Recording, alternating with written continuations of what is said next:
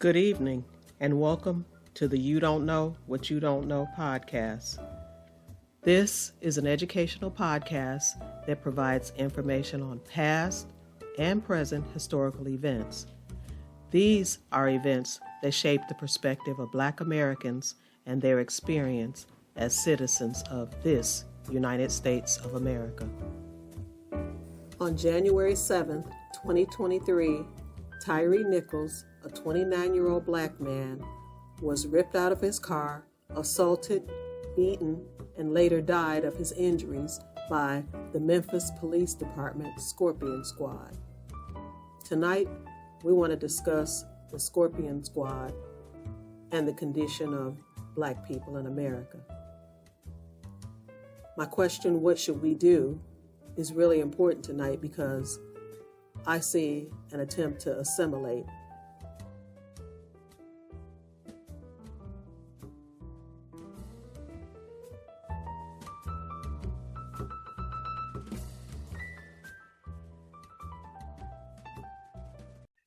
We wanted to get together to talk about the Tyree Nichols murder.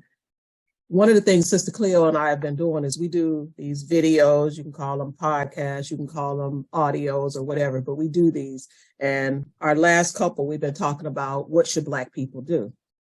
Our question is, should Black people assimilate, separate, segregate, or integrate? Because it seems like even after all this time, you can go back to, 16, 19, Black people still are not accepted in America. Our question again is, what should we do? In my opinion, assimilation looks like what happened to Tyree Nichols. When we try to assimilate, instead of being Black people, we turn to something else. And that's how those Black men, in my opinion, could beat this young other Black man, because it's like they've assimilated into the blue code or the white culture or something else other than being Black. So we wanted to talk about that. Yeah, one of the things that's puzzled me about this case is I just don't know and haven't heard what Tyree did for them to stop him. That's because he didn't do nothing. It must be. Because that's the first thing they want to tell you is what he did. They cannot tell you what he did. Well, the reason is they can't tell you what he did because that was personal. And like you and I discussed before, I hadn't watched the video. I wasn't giving it that energy, and I wasn't going to put myself in a position where it was going to bring me down. So I haven't watched the video, but from everything that I've heard about it, it seems like it was personal because there's an ex or a wife in there, an ex-wife in there, and then they were taking pictures of the beating and sending her the picture. So I'm like, why did that happen if this wasn't a personal situation? And I think what he had was those other four people behind the guy that had the personal issue behind them that were in blue. So to me, it feels personal because we've never gotten a reason as to why he was stopped, what he did to make them taser him, beat him, and eventually kill him. So it seems like it's a lot more going on than what's being told. And I don't think we'll ever get the truth. I really don't think we'll ever get the truth on this. My opinion is we nobody answered the question that was asked though. What should we do? And to integrate, that's never been the answer for us. Nope. Because they don't love us, they don't care about us, and they never will love us. It's not in their nature to love us. In my personal opinion, I go with the most honorable Elijah Muhammad and what he said. The only answer is a complete separation from these people. We need a territory or a few states of our own, and we need to separate from. And I know that's excuse me, that may sound like an impossibility because so many people who want to love and forgive white folks and think that, but it's not in their nature. But when you talk about, well, didn't the white people do that? These was black people. Once they put on that blue uniform, they're not black no more. The majority of them. We can't say all. But once they put on that blue uniform, they more blue, which is basically white, than they is black. So the only way we're gonna solve these problems is we gotta go back into the mindset of our people, and we got to get us to realize if we're not for each other, we just as worse as them. We're against each other. We have to come together as a whole, because a piece of the pie is all right, but it's never better than the whole pie. So we have to come together as a whole. So my answer will be, out of the four things, I would say separation. We have to separate. And when I say separate, I'm not just talking about black against white. I'm talking about black against the white mentality. So if you have black people with that same mentality as some of the white folks got, they need to go on the other side too. We need that separation. To everybody on the panel, one of the questions we wanted to cover was, what do you think made these 5 black cops beat this guy? And I just want to say, from my point of view, they've always done it. This is not the first time we heard of black cops jumping on, killing, beating. In Toledo, Ohio, before I left there, my mother told me she saw a black cop almost kill a black woman. So this is nothing new, but what is it that would make them want to do that? They didn't have to kill that guy. They didn't even have to beat that guy. They didn't even have to stop him from I mean, if you got, the thing is, if you have somebody's license plate, you already know where they live. So Right. It was an infraction where he could get away, they could always find him. That's why I always say these beatings, whether it's a white on black, it's usually a thing of, I don't like you anyway. So now you're just giving me a reason to pull you over so I can take advantage of the situation. So the reason as to why, I think is multi-layered, and it really comes down to the fact that we don't respect each other anyway. Right. That's the bottom line. Right. Yes, sir. Absolutely. That's the bottom line. Black people don't like black people. Absolutely. They don't like each other. We got light-skinned black people don't like dark skin. We got so much racism within the race that it's ridiculous. We got good hair, so-called good hair, so-called nappy hair, so-called bad hair. We got all of this stuff going on within ourselves, within our own race. And black people do not like black people. And that's the main issue. And until we stop killing each other, dogging each other out, carrying on like this, like that wasn't what they did to him, wasn't a surprise to me. That was not, I hated it. I hated it for his mother. I hated it for him. I hated the whole, that it happened, but it's no surprise. Black people been dogging black people. That was nothing new. They just hadn't gotten caught. We all know this. We all know this. Black people, when we turn on the news, you don't even have to turn on the news. You don't even have to turn on the news. We know what we're doing to each other. We're killing each other faster than the KKK and anybody else could have killed us.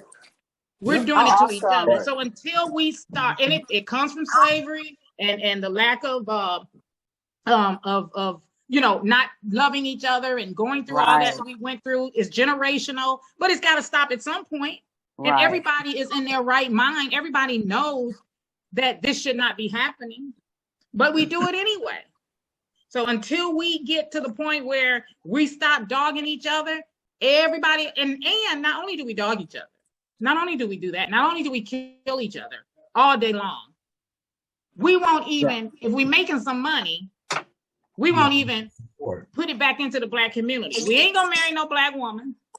They don't do that. If they're making some money, they're gonna continue to go outside the race because that's where they feel they're accepted, And if they got some money, because not you ain't accepted until you got some money. So they feel like it's the thing to do. So because they don't feel enough of their own Black women, their own Black mamas and stuff like that to keep the money within the community. And can I just say, stop dogging each other out, this is where we're going to be. Because other people are not going to respect us. They are not going to respect us because we don't respect ourselves. Well, that's just what I say about what they say that we should, if we join with the brown community or we join with the Asian community, how strong we could be. But if the link is weak already, like you say, you can't join anybody because you already have self-esteem issues, and like right here, that goes back to slavery. When you had people that worked in the house that felt that they were better than the people that worked in the fields. So that's been, like you say, generational. It continues to go on over and over and over again. That's why when your neighbor get a Cadillac, you had to get a Cadillac because you had to prove how much better you were. And that you could afford that Cadillac just like them. And like you say, until we get to the point that we say, look, regardless of your financial situation, regardless of your hair, your skin, I have to respect you as my brother. And until we get to that point, until we say, regardless of what your situation is, I'm going to give you at least the base, and that is my respect. If I can't give anything else, I can at least give you your respect. And that's what they did not have for this young man. They had no respect. They because it's like we see each other, but we see each other as white people see us, as animals. Yeah. So you know what? I agree with you, and I'm not taking up for anybody, but I think that sometimes Black police officers, like you said, they have this cold blue thing. I think sometimes, depending on what neighborhoods they work in, they get to the point where they do hate their own people because of the things that they see, the things that they witness. And because there are some things going on in our community, some serious stuff.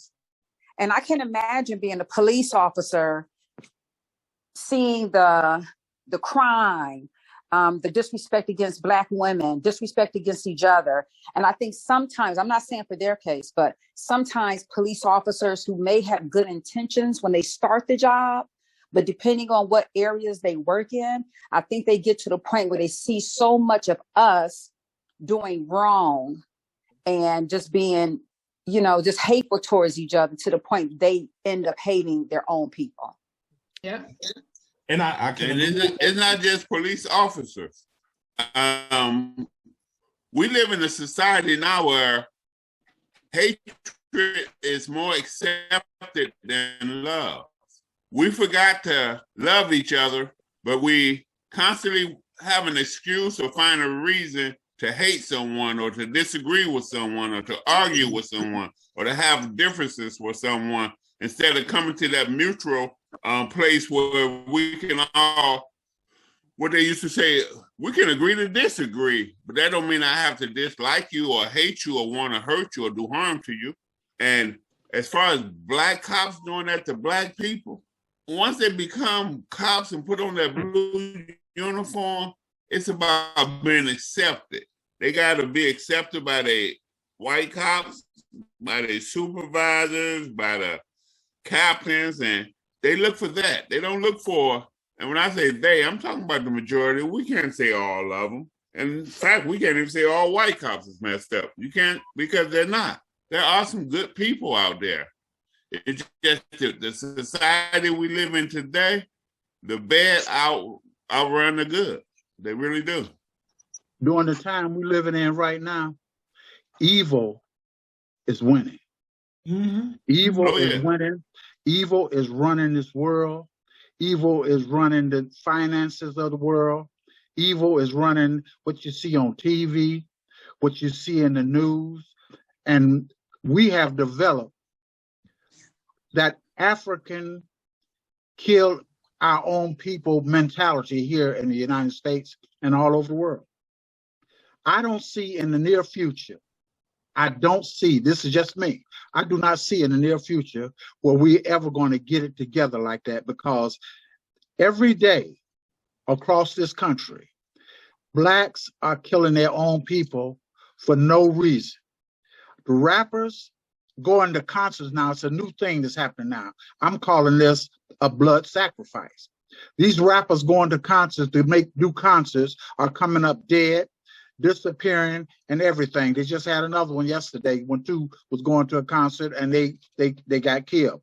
Women are being shot in vehicles at a large rate. They had Black men, which I know in the past, we as a people never, I don't care how bad things got, I don't care how we didn't eat, we never got to the mentality of where we wanted to kill our whole families and kill ourselves. Suicide wasn't our thing. Suicide was not a Black man's thing. But lately, they developed this white man European mentality, and they doing the same things that the Europeans do. The Europeans, if they lose their money, they're gonna kill everybody in the family and kill themselves. We didn't do that as a people, but now we done developed this European attitude, and we done start doing it. We done start killing our own families. We done start committing suicide at a high rate. But anything besides a miracle from God, I do not see our people turning around, changing, and coming together. Right. That's just me. Hey, everybody, that handsome guy was my brother, my oldest brother. Brother Jeff. Brother Jeff? Yes. Oh, I thought you were trying to say something. Oh, no, ma'am. Okay. Hey, and just piggyback right off what my brother just said, it's the mentality. And I think Minister Faircon says it so beautifully. It has to do with they putting stuff into the food, they putting stuff into the water, they putting stuff in all kind of chemicals, and it's killing our brain cells. And it's making us hate us more than we love us. And Minister Faircon been saying that for over 20 years. You have to watch what you eat. You have to be very mindful of these different restaurants and these fast food, because you don't know what they put in these foods, but they are biologically taking us out, really biologically making us take ourselves out. It started when they started coming out with this Enfamil and Similac. When they came out with Enfamil and Similac, the babies that were fed on that came into that new generation. It seems that all those, their minds had just flipped.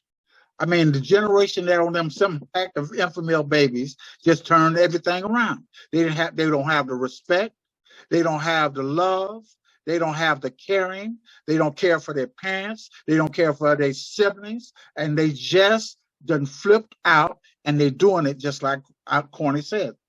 They're doing it in the food that we eat, and the Similac baby women that fed their babies with the Similac, when those babies grow up, it's down to a point now, if you notice, all of a sudden, women can't breastfeed. So they have to use formula that they make in factories now. But this Similac and Enfamil was designed to custom the body to not be able to generate milk for the young women that's growing up who have been fed on that chemical. Now, this is just me. This is just me. But I believe it from the bottom of my heart.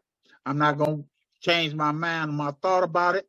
But everything that's going on now, it was a reason, and some substance or some chemical has caused this change in our people.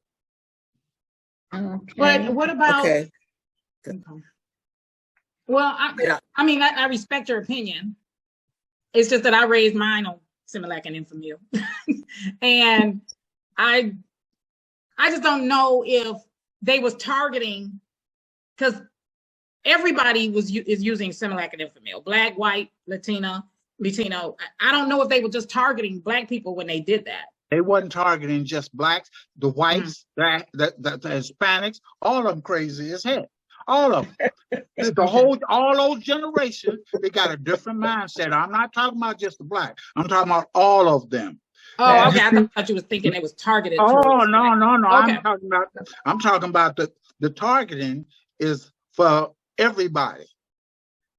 So they can take control. They certain things that they want to do, as long as they control your minds and have each other killing and wiping out the races. This is what they're designed to do. That's right. Sister Cleo. Yeah. And Brother Jeff, and anybody else is under the teachings of the Most Honorable Elijah Muhammad.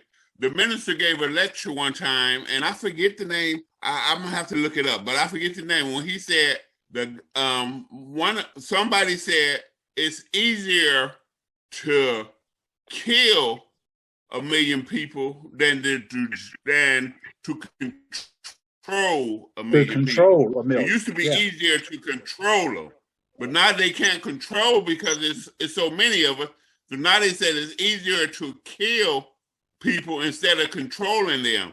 And ever since then, that's when, like my brother said, that Similac, the food they that poisonous pig, all that stuff, all them chemicals they putting in food is killing the brain cells of.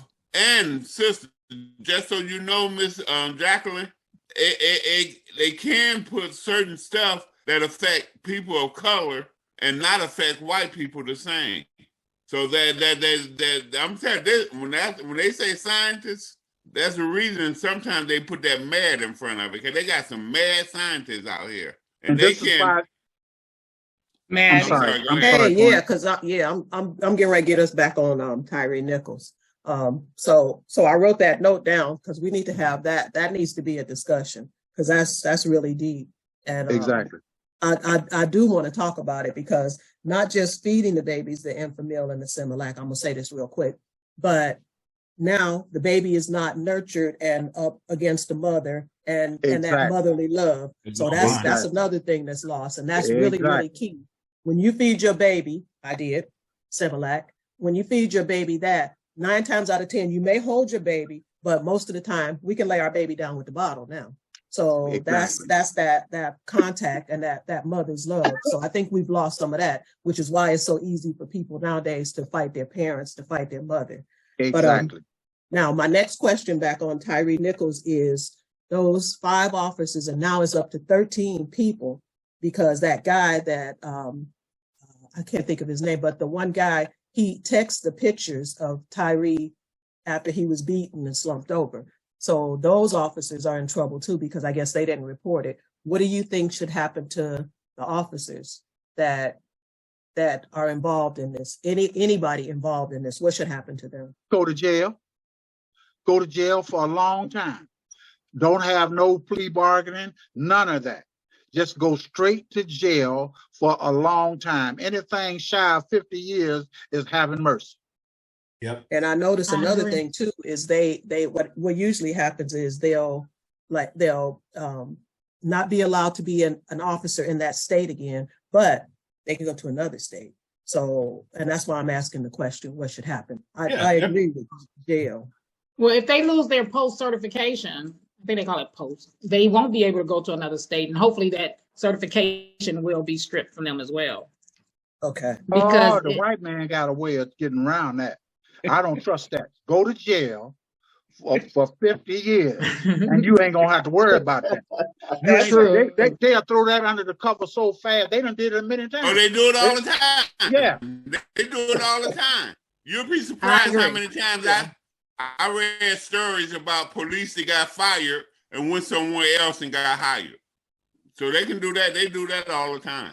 And the first excuse they say, well, to answer the question, you didn't know. But to answer the question, I agree. They should all go to jail. Yeah. I agree. See, in that same vein, the thing is, there's also a different standard for white cops. White cops will protect each other. Mm-hmm. But if you look at this whole situation with this beating of Tyree, if that had been a white officer that did that to a black man, there would not have been the swift condemnation that happened in this case. You so know what? They will protect their own as long as they look like their own. But if they look like us, the first thing they're going to do is say, oh, you're on your own. You're on your own. And they did that for the purpose of saying, well, we're doing something about it. But they went so fast indicting these black men, and a white man, they'd linger, put them on a desk job, fight the fraternal order police, fight to get their job back and everything. It's a different standard. It is not the same standard, and justice means just them. Exactly. I think that with that, I think that one of the reasons, and just me, that it happened so swiftly was also because of the black lady that was in charge, and being a black woman, a black mother, and you know, in control of all of this stuff, and she done seen it going on over and over and over again. I think that was her choice to make it that swift, so that we won't be dealing with a lot of rioting and stuff like that. I think she just handled it better than, because most of the time when this happens, you got white people in charge.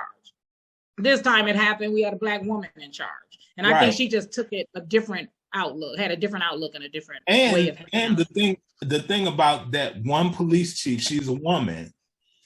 She was in charge of the Red Dog unit here. You remember, Jackie? Yeah, and she disassembled it. And right, she disassembled it, and she started this particular unit. I can't remember what state it was in, but she went to that state and she started this unit where you start this unit, but it didn't work in Atlanta. So why would you try it here? Because it's a heavy-handed unit, just like the Red Dog unit was a heavy-handed unit. So you got people out there that are rogue, period. Right. And unless it just all goes back to, there's a different standard. And I've always been taught that if I'm held to a different standard, then I got to go above the standard. You see what I'm saying? And I think that this whole beating was to prove, like you said, was to prove that I'm worthy. Because I'm not finding that within myself and with my own community. So I have to show you that I can beat one of my own just to show that I am one of you. Okay, who else feel those type of units are trained to be rogue. Exactly. If you understand, the police chief herself received training for that. That's why she keeps going into that, because she received that training from the Israelis. Right. When they were offering it to a lot of police units around America. But I wouldn't say each police department, but there are a lot of police departments that have those type of units. And then they end up, because they're around so much dirt, a lot of them turn towards the evil that they're trying to get rid of, because there's so much money involved. In other words, if you look at training day, you got officers that were once good turned evil because of the easy money, easy access to the money that they can get.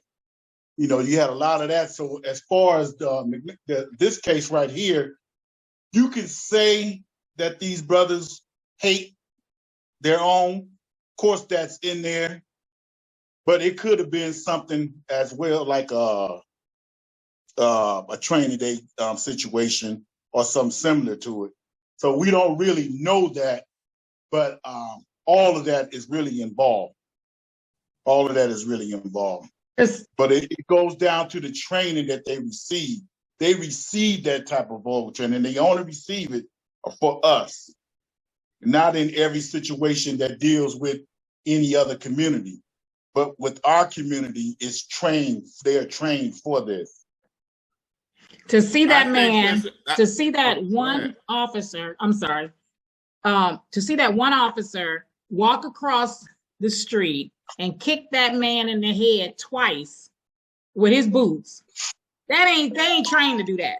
That man was not armed. They're trained. They're trained. Let me just say that man was not armed. His hands was behind his back. They was handcuffing him. That was hate that caused that man to walk across that street and kicked that man in the head twice with his boots off, to where he messed up his own leg when he did it. So let me say this. They ain't trained to do that. As far as getting back to the original question, what should happen to him? I think the 5 cops that did the beating, they shouldn't go to jail. They should be executed. I agree. The ones who was knowing about it but not speaking on it, now they should go to jail. The conspirators should go to jail, but the ones that did the murder, until we start having public executions and start eye for eye and a tooth for a tooth, it's going to continue. Whether you're white, black, blue, purple, gray, it don't matter. People have to be held accountable for what they did. And if you take a life, you should give a life. Now, if you take a life in self-defense, that's one thing. If somebody's shooting at a cop and the cop shoot back, kill them, that's one thing. But when you just outright beating someone because you're angry, you can't control yourself, and our tax dollars are paying you to control yourself and to look out for us, no, don't go to jail. Kill them. Because that's exactly what they did. They killed with no remorse. They had no remorse about what they was doing. They should not. That's my opinion. They should not let them. This thing they got, now I understand some people are accused of things. I'm not talking about the people that's falsely accused. But when you know you got it on video and you know point blank without any doubt that this person is guilty, you should never let them plea bargain. Why are you going to plea? The man that was laying on the ground didn't get a chance to plea. He was calling his mama. That was a plea. They didn't listen to that. So don't let them plea bargain. They way out of nothing. Yeah, I agree. Let me just ask you this. This would be our next question. Do you think that the officers were actually trying to kill Tyree? I mean, do you think that's what they wanted to do? I don't think they cared if he lived or not. They didn't have no. They didn't have. I didn't see none of them performing CPR. They didn't have no concern. They didn't care. I don't think whether they he cared. lived or died. I don't think they cared whether he lived or died. Anytime you kick a man in the head twice, it's a possibility you're gonna shatter his brain and make his brain bleed and swell. That the ultimate is death. You didn't care. When you did that, you care. didn't care if that man lived or died. You did not care. Nope. And my thing is, did you even see that man as a man, or did you see him as what? And see, I'm glad you said that. How can you treat another human like that? And that's my point about the self-hatred. I'm so glad you said that. They don't even look at him as a brother. Human. They don't even look at him like that when they was doing what they doing. They didn't care. They don't even look at him like I'm doing this to another brother. Yeah. But I'm gonna tell you something. I'm gonna tell you right now. I'm gonna tell you right now. If that had been a white man they pulled over and all of that, they would not have done him like that. Oh, they did it because he was a black man. He wouldn't have even got out the car. I agree. Whooping no white man like that. No. And they felt that they could get away with it. They felt like we could get away with it. Yeah. They wouldn't have done that if that had been a white man. And that's why I go back to my original point. I do believe that on a certain level, this was personal. And I don't know what this, we may never know what the situation was, but to hurt somebody in that way, to beat them to the point that they are unconscious with no real probable cause, that's personal. And he had his buddies, the one guy that they say had the wife that was evidently dating Tyree. It became personal. And he brought everybody else along for the party. That's basically what it came down. That sounds reasonable. But you know what? I don't think the white officer made it any better. Even though he wasn't on the second scene, for him to say in the beginning, I hope they stomp his ass. So he just added fuel to the flame. The black police officer that stayed behind, the one that was getting his eyes washed out, the white officer was saying that to him. I hope they stomp his ass. So when that black guy arrived on that scene, he was already geeked up. Already ready. Already ready to go. Yeah, they was on. It all boils down to the racism within the race. Because if they would have stopped the white man, they would not have done that to him. No. They wouldn't have done it. Like I said, he black. They did what they wanted to do. They went on. They wouldn't have even got a white man out the car. They wouldn't have pulled him out the car, like none of that. None of that. Because they don't like, black people don't like black people. That's why it happens like that. That's why it go down. So you got black people not liking black people. You got white people not liking black people. You got everybody not liking us. And then until we start loving and caring and respecting each other, that is going to get worse. Well, good luck with that one. Good luck with that one. Well, and I have to agree with you, because we've gone so far away from love and respect that it's hard to get back. It's hard to start over. You can't go back to slavery and say, okay, well, maybe I should treat you a little better now, but it's too late. We have already gone past the point of no return insofar as love and respect. Yeah. But what we have to do is, with our children, with our grandchildren, we have to start pounding that in them, that we have to have respect for each other. You have to have love for each other, but most of all, you have to have love for yourself. Mm-hmm. And if you don't have that, you can't spread love to anybody else. You spread what you know. You spread who you are. Mm-hmm. And that's what's going to continue to happen until we get to the point at the base level. I respect you for who you are, regardless of what you do. I got the respect for you because you are a man, you are a black man, you are somebody of importance to me by the mere fact that you and I at some point shared some type of blood, period. Here's where I think we could start. And it's like when I first joined the Nation of Islam and I went to my first meeting and I had all these brothers talking about, hey, I love you, brother. I love you, brother.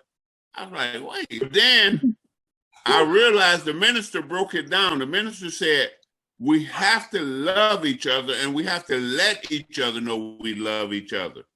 And so in all my conversations with everybody I talk to, I always say I love you at the end. Or I say something to let them know I love them. Because I think expressing how you feel, and as long as it's not mean, hatred, or evil, when you express your love, that trickles down. Because I don't end a conversation with my sons and I say I love them. I tell my granddaughter almost every day I love her and how beautiful she is. We have to start showing those more positive qualities within ourselves, and hopefully that'll extend to 1, 2, 3, and eventually just, I don't know, maybe just grow. But we don't express love enough, I don't think. I think it's so easy to express hate and so hard to express love for us. I wanted to talk about that Scorpion group. So somebody was just saying, I guess that lady was, the police chief was she in Georgia, but she had started another group. I think that the idea of an elite group going into the inner city, somebody that know the inner city, I think that's a really good idea. And I like the thinking on it, but it seems like you have to be mindful of who you have going into the inner city, because you can't just send anybody. Right. With these guys, I heard the story about the girlfriend. When I heard it, and it's last week sometime, it wasn't corroborated that was the true story. But again, it does seem to have a personal element to it. I wanted to know that the other guys, that so many people were involved in this. Okay, that's personal. You know, me and him or me and her have a problem, and I'm whoop him. Now, if the guys had held him up while the other guy beat him, still wrong, but not as wrong. The fact that the other guys actually fought, they beat the guy, they kicked the guy. Now these guys are wearing steel toe boots and they know this and they kicking him and doing all this other stuff. Is that part of being in that Scorpion group? Is that part of the Scorpion mentality? I guess like the Three Musketeers, one for all and all for one. If he's beating them up, we should beat him up. So do you think that's about it? Yeah. The Scorpion Group is like all these other tactical units that they have all over the country. Actually, what they are legalized hit teams. Right. Exactly. That's what they are, legalized hit teams. They go into the communities. When they put these teams together, they go into the Black communities and they send the Black police in there to do it. And in order for you to be a part of this squad, you got to show your force and your dedication and your ability to kill your own people. Mm-hmm. Woo! Yep. They started in the county jail. If you ever been to the county jail, you see the mentality that they have towards the prisoners, especially the Black prisoners in there. That's where it started. Exactly. And a lot of, like I said before, these units that they have, they're specially trained, and their mentality is like that. They're not normal, just everyday cops that will pull you over for traffic violations or anything like that. They're a special unit, and that's the mentality that they have towards our own. That's the training that they receive. Like I said, she received this training from the Israeli military. They had came into the United States to train a lot of police forces this type of style. And this is what they do. Not only in Israel, Mexico's the same way. If you go to prison or they get you, whatever you do, it could be as little as stealing a loaf of bread. But they treat you and they beat you and they torture you like you done killed 900 pregnant women. That's where they get the chokehold from. Was from other countries, right? How to train and how to use the chokehold and all that type of stuff. So they went like to other officers, went to other countries to learn that, just to come back in our communities and I guess practice it. Yeah. And they practice it on Black people. I haven't seen a video yet where they put a white man in the chokehold. Not me. Now, if somebody else did, then let me know. Now, with me, that Scorpion mentality, I'm in like a catch-22 with that one, because if I walk up and I see my brother Richard or my brother Jeff or anybody that I love or care about in a situation, as far as fighting, I'm not asking no questions. I'm jumping in and we're going to whoop that person or those people behind, and then I'm going to try to find out. So that's why I'm saying it's kind of hard for me to disseminate between the two, because being a Marine and then being in the Nation of Islam, I was trained in both those organizations that, hey, if your brother's in trouble, you go to his aid. So that's what I'm saying. I'm caught in the 22 on that Scorpion situation. But now that's a little different for us, the police, because they hired to serve and protect. Me as an individual, I'm serving my brother, my friend, or whoever, but I'm not protecting no one other than the people I love. So that's the difference. Do anybody understand what I'm saying? Yeah, I understand. And last night I was listening to the lady who's the chief of police in Memphis. And she was saying, I mean, she wasn't taken up for these cops, but she did say that before this incident, they had done good work, according to her. Well, I believe you can get caught up in some stuff that you didn't wake up in the morning saying, I'm going to go do this, but then something got you caught up. So I can go along with her when she said that's what made me think it was something other than, it was personal, just like the brother said. Mm-hmm. For them to do that, it was personal. Mm-hmm. The way they did that, it was like, this man is somebody that did something that I did not like, and I'm calling myself getting even with him. This is the way it was portrayed to me. Because when they snatched him out the car, the way they snatched him out the car, it was like, what did he do? He did something to somebody for them to do that. It was just a traffic stop. But the police act like he raped one of his sister, his mother, something. This is the way they carried on. Have anybody heard any of the officers who did that, any of their family members comment? Have anybody know? I haven't heard anything.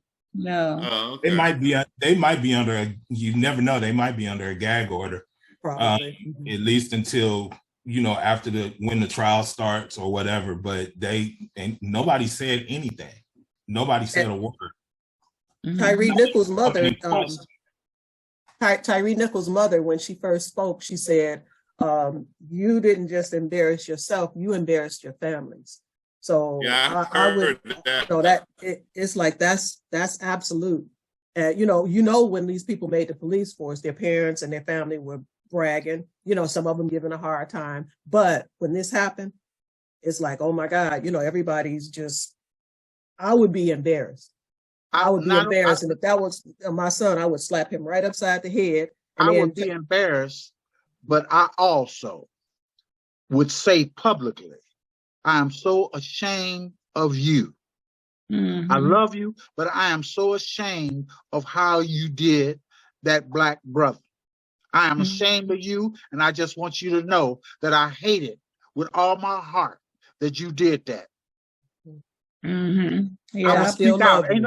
Ain't no gag gonna make me stop saying that. I'm sorry, but I still love you. You gotta end it with, but I still love you, because that's the problem. Love you, but I hate with a passion what you did.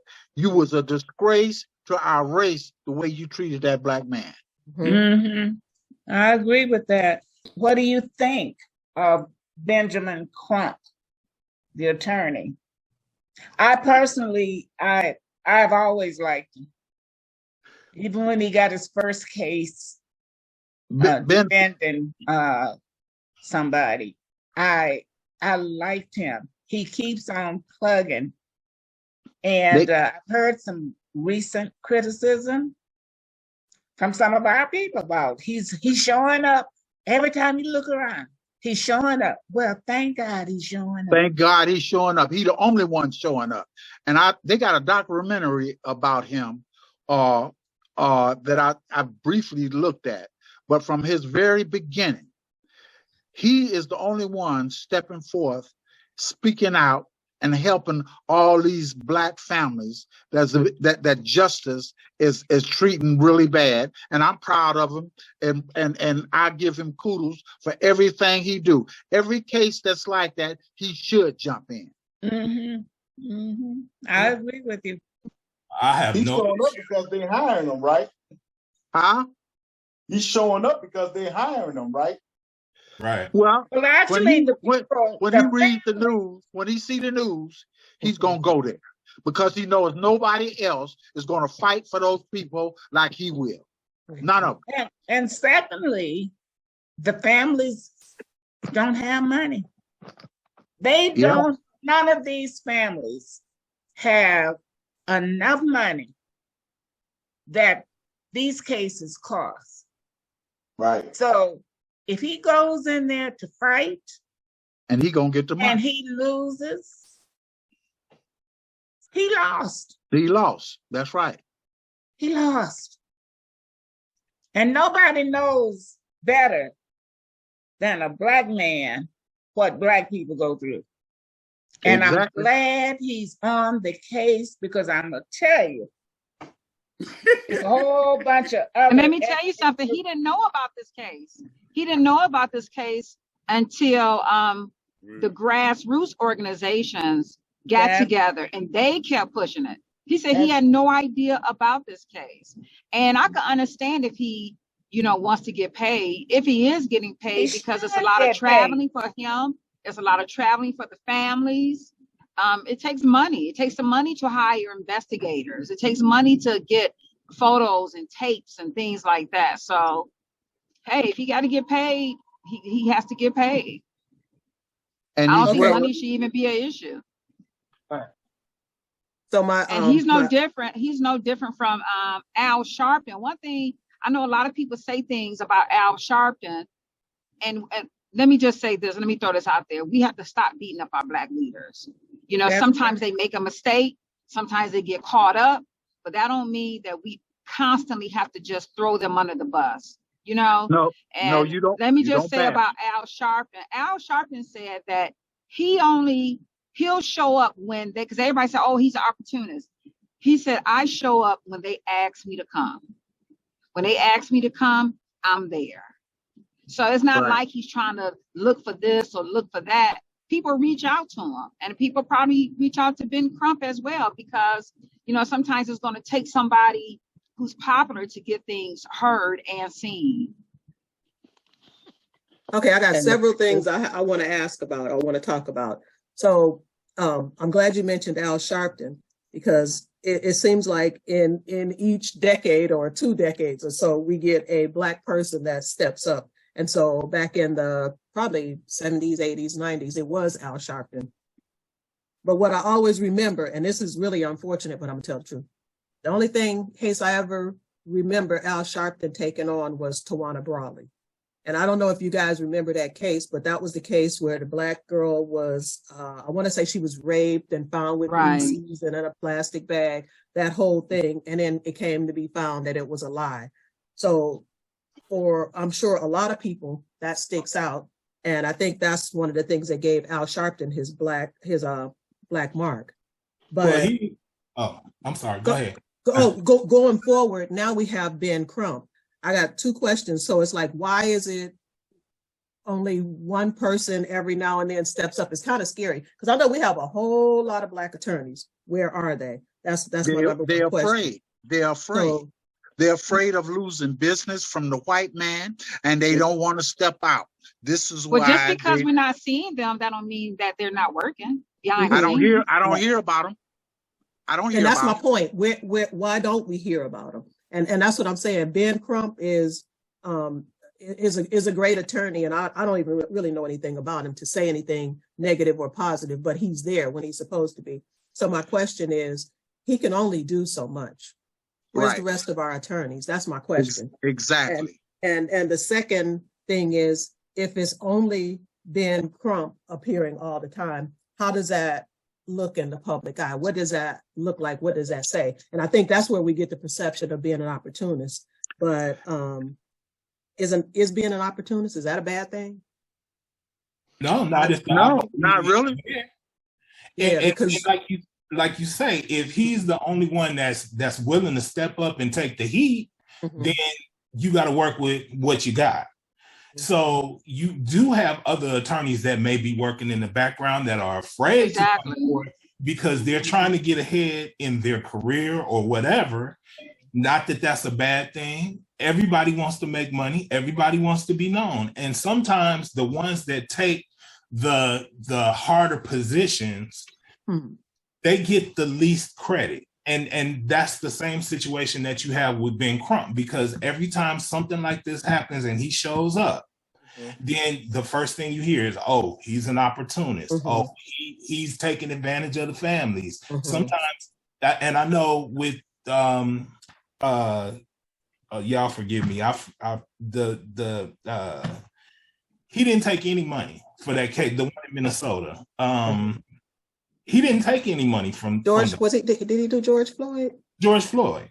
He worked on George Floyd's case, and he didn't take any money for that case. But I think what he got back in return from that is that people say, "Okay, I can trust this brother to get done what needs to be done." And if that's the person that can do it, God love him for it. That's right. And one thing that everybody got to realize. You got to realize this. Any black man that steps out and steps forward for anything justice for blacks, he's in a dangerous situation.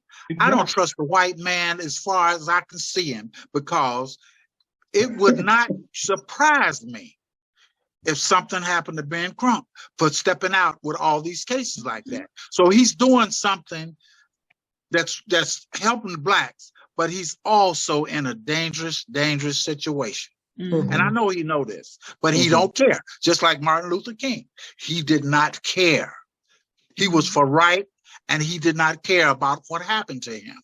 These other lawyers and everything, I know they doing a lot of little stuff and everything, but when it's so much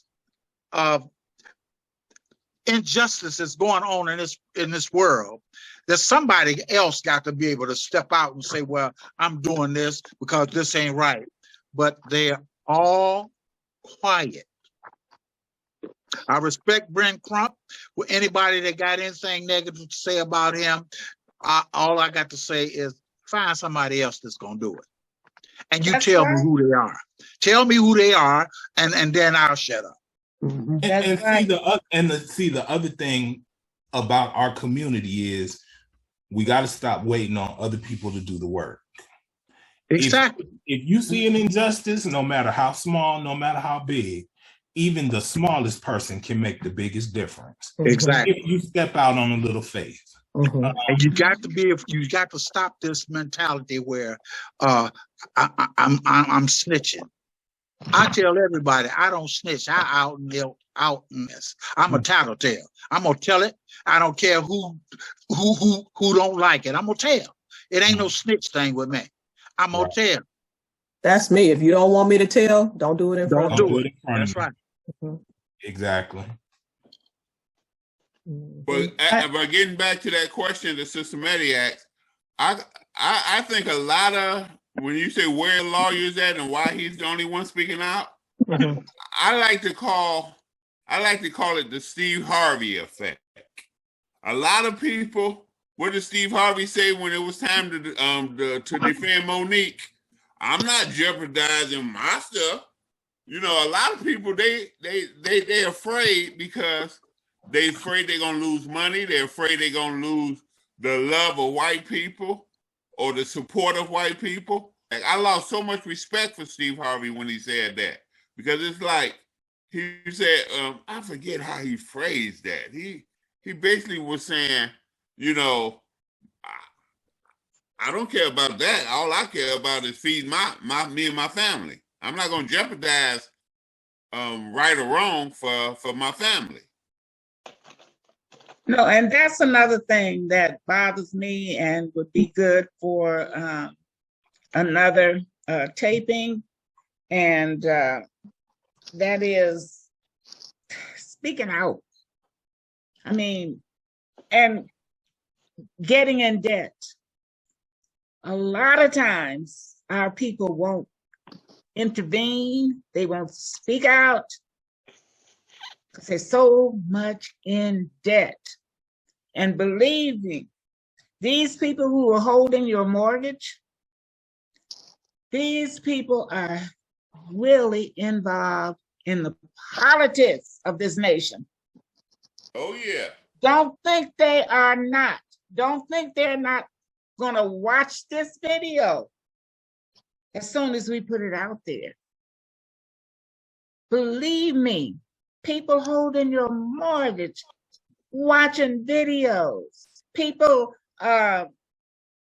interviewing you for a job, watching videos, going on your site, seeing what you are saying, what people are saying about you. We need to clear up our history. We need to clean up everything.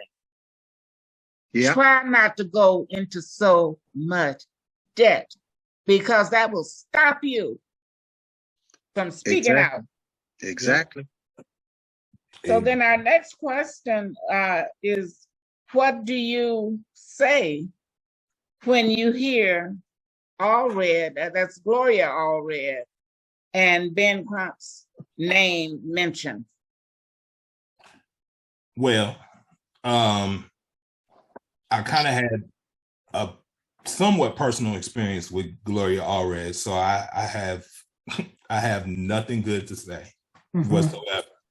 I think she's an opportunist, and I don't think that she's ever fought on our behalf like Ben Crump has.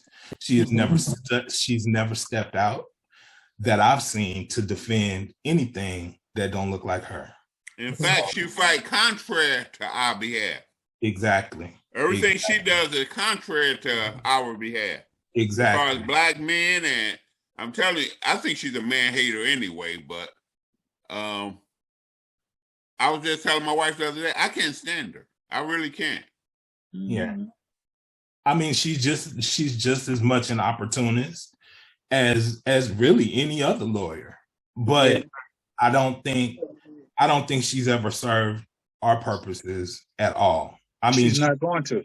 And back in the day, she did defend my godmother with a sexual harassment suit that my godmother had brought, and she totally flubbed the case. So yeah, that's kind of my personal experience with her. She doesn't fight for us like I would say a Ben Crump does.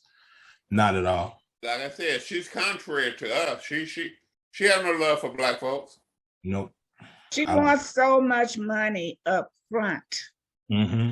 She doesn't have to tell you, no, I'm not going to take your case. She will tell you what she needs up front, because I tried to get her to represent me against Delta Airlines years ago. We didn't have a Ben Crump around then. I wish we had. She wanted so much money up front. She knows she doesn't have to take your case, because you have to be rich to hire her. And you got to have money up front to her. And I mean thousands. That's all those top rated attorneys are like that. They're not going to take your case. In the average cases, the average black person cannot afford to retain those high quality attorneys because of that reason. Now, what I think should happen, and this was one thing about there's a lot of black good lawyers in this country, but a lot of them, and they're wealthy, but they won't do cases to help their people pro bono. Right. And that's why I admire Ben Crump. Exactly. You know, when if he took my case right now, he would be starting with his own money, not mine. Really, I mean, I won't say most of us, the cases that I know of, the people just don't have thousands to front an attorney. And when you find an attorney who's good, Ben Crump is good.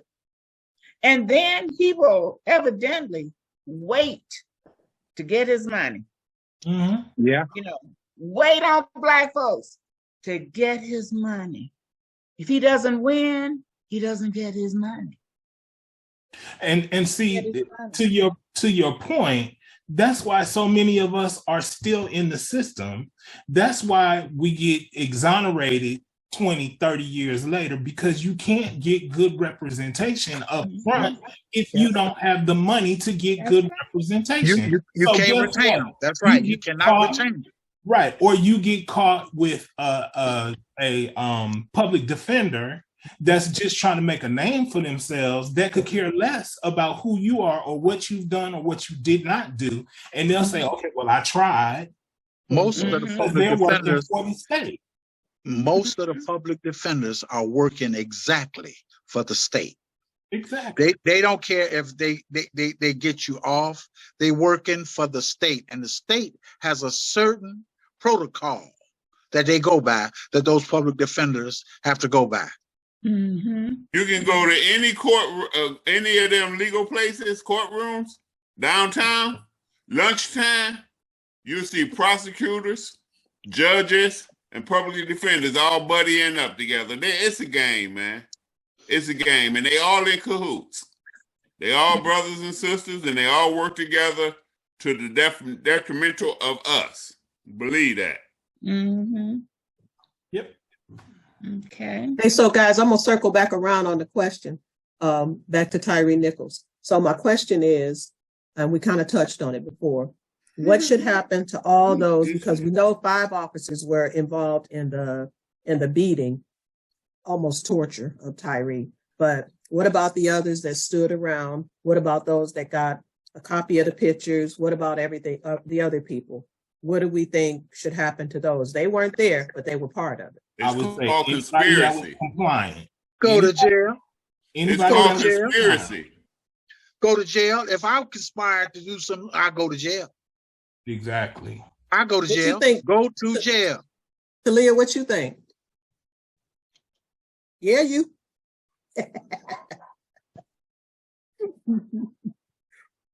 Talia. Yes, What you anything think? that you see how quick they were quick to show the officers, get them fired and everything real quick because of what they look like. Mhm. But the white officer that tased them first was off on administrative leave and they didn't show any pictures of him or anything like that. And Ben Crump mentioned that. Why is it that they got fired, but he's off on administrative leave? I think they fired him though. Eventually. He wasn't I in think, the- he yeah, wasn't eventually in they the- fired him, but it had to be after somebody's brought it to their attention. But Probably he because was in Ben. administrative leave, which is a vacation, a paid vacation. Yes. Those 5 black officers were fired. That's it, fired. Yeah. Yeah. Cases all over the news. But that Well, white but officer was protected and on administrative leave, which to me is a paid vacation. that's justice. Until they investigated. Well, not only that, but you also had those ENTs that they got fired. Mhm. They should have. And they should have. They should have, because they Go to jail. They were Go to compliant jail. and they didn't help them. And Go to jail. They should go to jail just like Go the to rest jail. of them. And they should not be. And well, not only that, but both the ENTs that were there, both of them, their licenses got stripped. So, I mean, yeah, it was swift, and it needed to be swift. But what they did was criminal, so they need to face criminal prosecution. Exactly. Go to jail. Exactly. And that may happen later, Mhm. but you got to deal with the present danger. And if you're gonna sit back and watch somebody be beaten and you're not gonna help, then that makes you just as complicit. So Exactly. Mhm. So again, go ahead, Sister Cleo. No, go ahead. Oh no, I was just going to say again, we back to, should we separate, integrate, assimilate, or segregate? And that's just a real conversation that's going to be a continuous conversation, because obviously we need to do something. Or my fifth choice was, I forgot my fifth choice, do nothing. Okay, is any of them for even a reality though? Exactly. That's a question. Or do nothing. Do nothing is the reality that we live with now. I say separate. I mean, it's no different than being in I would say there's no different than being in an abusive relationship. If you have a husband that's abusive or a wife that's abusive, I mean, why would you tell anyone to stay in that relationship to continue to be abused? So it have to be separate. And assimilate and segregate, integrate, those are staying in that abusive relationship. right. Exactly. And I've often, and Janine and I have had these conversations before. And I will say it till the cows come home. I think integration was the worst thing that could have happened to our community. Oh yes. Oh yes. It was. Absolutely. Before the 50s, we had communities, and Miss Cleo, we've talked about this insofar as Oklahoma. All those little towns in between Muskogee and Tulsa, all those little black towns that they had that were self-sufficient, working for themselves, pulling for each other.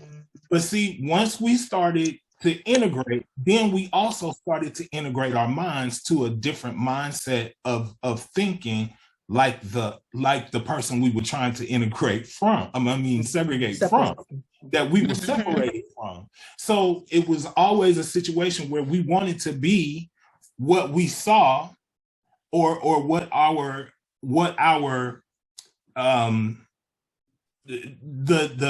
thing that we saw was what we strived for. And it was the respectability, the power, the money that white folks had. So, but when we had our own, we had our own quality of life. For me, I love being black and everything, but if you look at them and you look at, if you want something of quality, it's always, you got to go to white neighborhood. The white people are not there. They're more quality people, but the view is like, for some reason, they get more of everything that's quality. So I don't think it's, we just want that same quality. We want the same standard. Yeah, we do, but we also have to fight for it too. Exactly. We have to fight for it. So like we can actually make our own communities beautiful communities. Absolutely. We can do that. We can do that ourselves. I'll never forget Sister Ava saying, some Black communities, when you go through the neighborhoods and stuff like that, you see couches outside, you see trash outside. She's like, pick up your own couch. Throw away your own couch. Throw away your own trash. Don't wait for the city to come and clean up your neighborhood. It's your neighborhood. You could do something as simple as walk through your neighborhood and pick the trash up.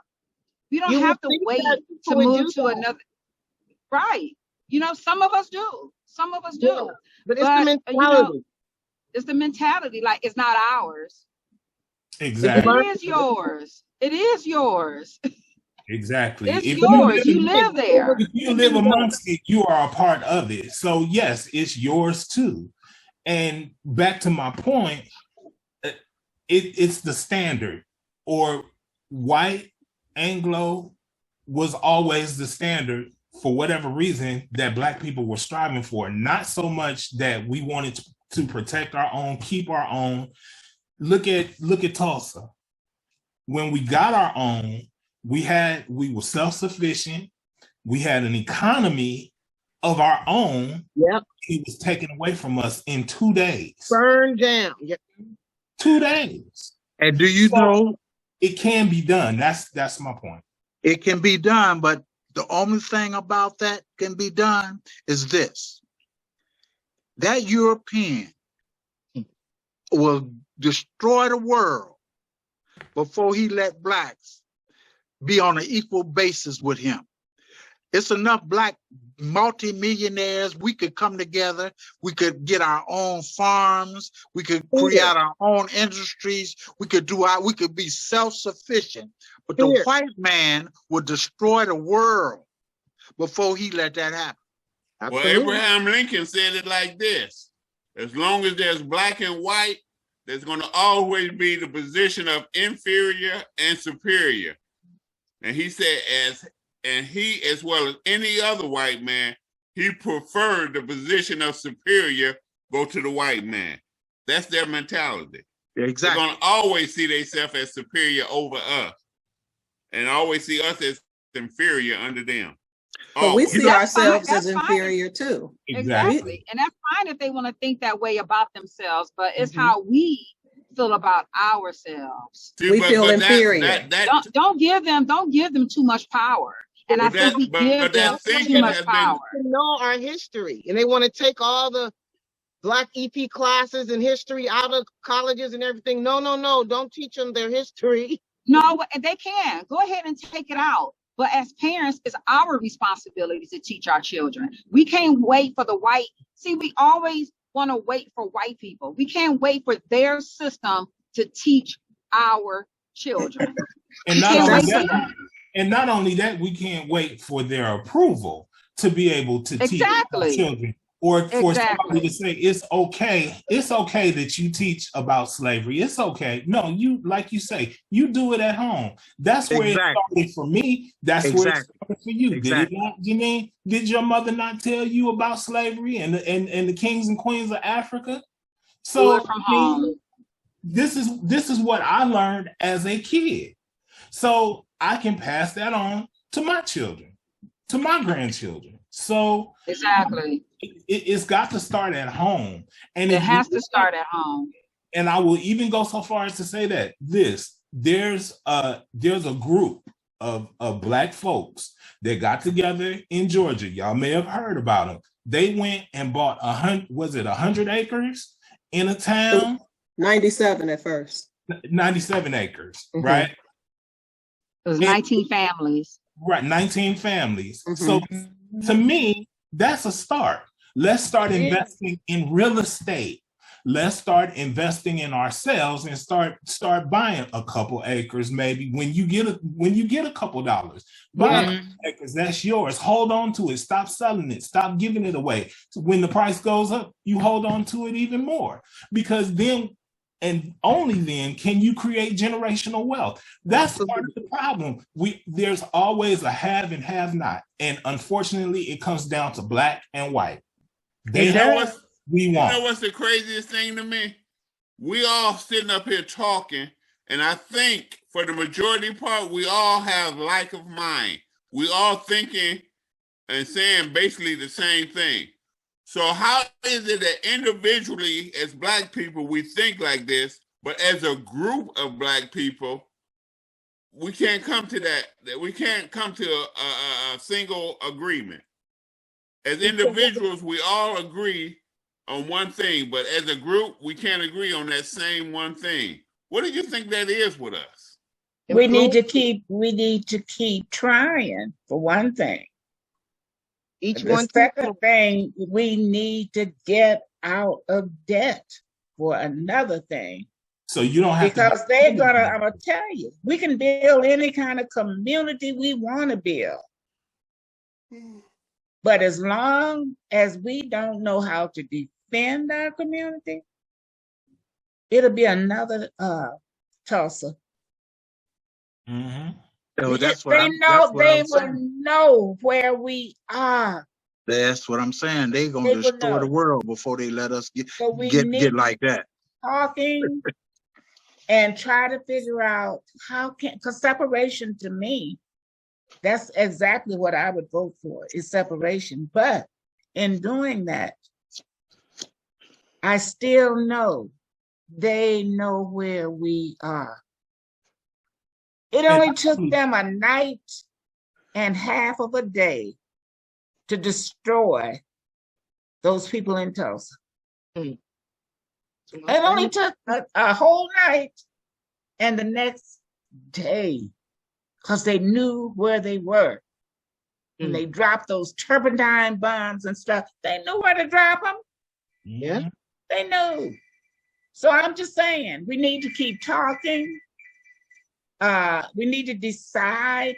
I personally would love to separate, but we need to figure out how do we protect ourselves. It'll be a hard thing to do because we don't have the resources to get the war machines that they have, the jets that they have. In order to defend ourselves against a country like this, we would have to be equally yoked, which would be very hard to do. You can't beat them in a conventional way because of all the artillery and the machinery that they have. And you know from experience, the white man don't have no hesitation about destroying us. Well, and not only that, and you don't even have to have a war machine. Now all you got to do is press a button and type a few keys, and you can wipe out the nation. So or just put it in water. Exactly. Not only that, I know all of you have seen lately, over the past few years, when we were coming up, I've never seen so many planes flying in the air with contrails behind them as in my life. In them contrails, they dropping cancer, they dropping everything else in those contrails all across the country. And the scientists are working on mind-altering chemicals. And I think that's what's happening with the black race. But this is why all the blacks are killing each other like they're doing. They putting subliminal messages in the music, and these young kids are going crazy, and they're killing each other. It's easier to kill them than control them. That's what they said. That's what he said. Okay, so real quick, one of the things, I've been up in the air like 5 times in the last 30 days. And so 2 times I was up, I was trying to figure out what it was because I thought the plane was on fire. But like you said, 2 times I saw planes, and they were smaller planes out because I was sitting in the window. but flying by. And I saw one, I got home Thursday. So I saw one Thursday, and then I saw one probably last Thursday. I saw on two Thursdays. I was up in the air because I just came back from Arkansas. But so I saw two of those planes. So I don't know if they would, because I said, well, maybe they're just getting up and it's still the exhaust blowing off, but the planes were flying level. They weren't coming up, they were level. So I don't know what's going on. But also, if you study frequencies and stuff, you know that they've changed the frequency on music. And so it was 432. I'm getting the numbers mixed up, but 440 and 432. So they have changed the frequency on music. So we know that music does have an effect. So again, those are things that we need to check out. But I want to wrap up real quick because I know other people have things to do today. So one of the things that I wanted to say was we need to watch the Ben Crump autobiography. I'm going to make sure I find that, or documentary. I want to find that because I would like to know more about Ben Crump. But also I would like to invite you all. Sister Cleo and I, we do videos like this. Normally it's just me and her, but we're talking about Black subjects. So we've talked extensively about Black Wall Street. And again, we're talking about Tyree Nichols and things that happen in the Black community.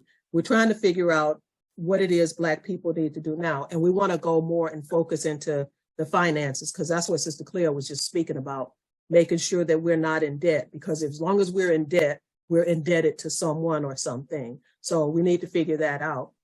I also wanted to invite people to think about, we keep talking about communities and separation and coming together. I think in reality, if we did that physically, we would be setting ourselves up to be targets. But if we could figure out a way to do that, to be a community in like mind and like movement, then we wouldn't have to put ourselves in a position to be where our safety is threatened. So I think in 2023, we got to do a little bit more forward thinking, more thinking into the future. And like I said, like-minded people doing like-minded things until we can get to a position of doing maybe a physical separation or something. Because that's, just put it in the water, a couple drops in the water, we're done.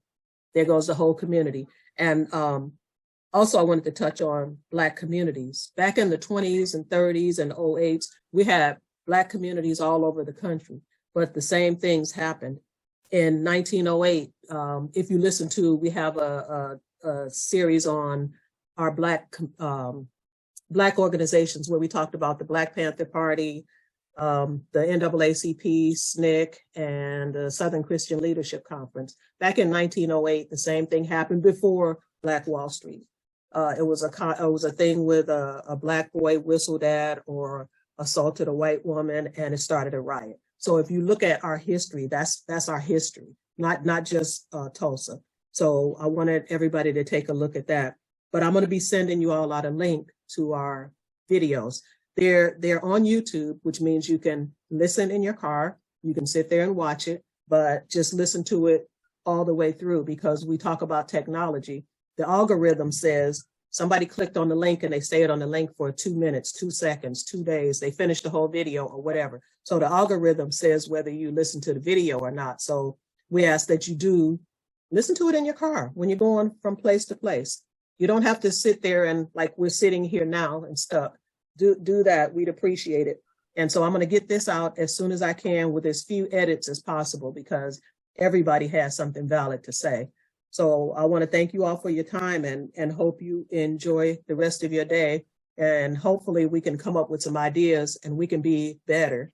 We can actually do something other than talk about it. We can be about it, because we need to be about something. Because again, same thing over and over. We're up 2023 and we're still having pretty much the same conversations, because the same things are still happening. And right. So hopefully we can move forward. But again, everybody enjoy your day. And again, thank you so much for your time. Okay, let me make one last comment. The Honorable Minister Louis Farrakhan, they call him all kind of names, but the one thing you've never heard none of them white folks ever say was that he was a liar. You never heard him say that, because they cannot prove that anything he said was not the truth. And his words is this: at the end, we will be the winner. So even though it seemed hopeless for us, I honestly believe, going off the words of the Honorable Minister Louis Farrakhan, at the end of the day, we will be the winner. So we will be all right. How it's going to come into fruition, I don't know. I have no idea, but I do believe in my heart when the Honorable Minister Louis Farrakhan say, we're going to win. I do believe we're going to win. And God did promise Abraham, that his seed will be successful. And we are the seed of Abraham. Trust and believe. I just want to say one thing before we go. We appreciate you clicking and on our videos, but I would urge you to subscribe. Doesn't cost any money. Just subscribe, and that would help us continue the work we're trying to do. Also, I would suggest, if you have children, let them listen. They need to hear this. Okay? Thank you. I appreciate you. Goodbye. Take care, everybody. Have a good day. All right.